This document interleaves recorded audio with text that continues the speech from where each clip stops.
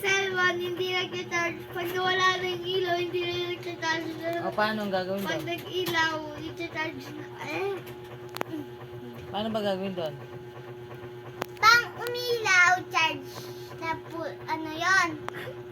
Nag-charge yon. Pang hindi pang umustop na yung ilaw niya, full charge na yon. Eh, sinira ni Bungal. Ano nangyari? Galing mo, di ako nagsira nun. Ang nangyari, ano?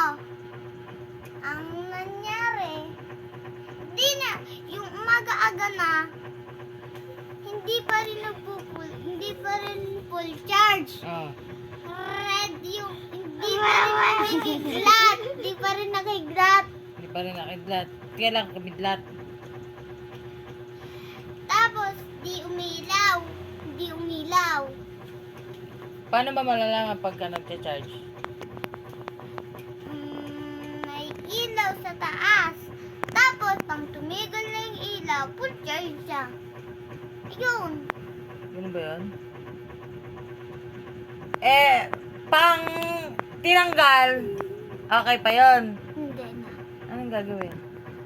Pang tinanggal, hindi mag-charge. Pang kinabit yung, charger, mag-charge.